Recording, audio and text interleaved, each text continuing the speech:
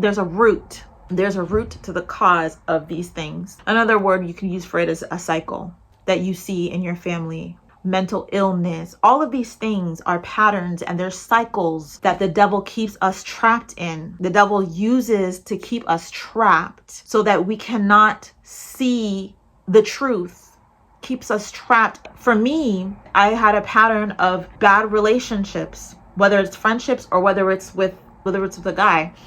I had a pattern of like these bad relationships because I didn't really have any identity. My identity was something. I mean, the devil attacks all of our identities.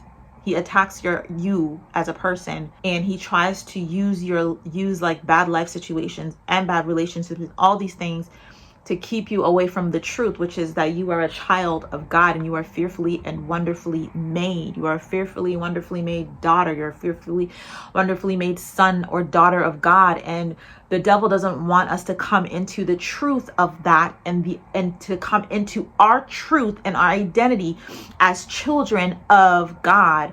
Why? Because the minute that happens, everything that was attached to that identity that is attached, everything that we were meant to be in the earth, we are enemies of Satan. Whether we know it or not, you are his enemy. You are his mortal enemy.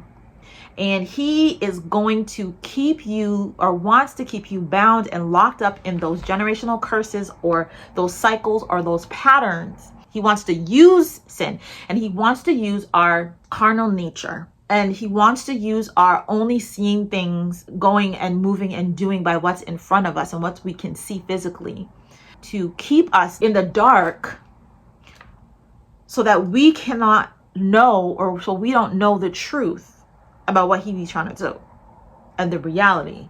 The thief, which is Satan, comes only to steal, kill, and destroy your future and your destiny and your identity as a child of God. And so Moses is talking to them, and he's saying, the Lord your God will change or circumcise your heart if you turn to the Lord, give the Lord your life, which means he'll circumcise or cut away. When we think of circumcise, we think cutting away all of the carnal things, cutting away all of the things that were basically like the garbage that the devil dumped into us, dumped in our lives in order to block us from getting to the door, that if that door was opened, that would we would see who we really are as a son or daughter of God.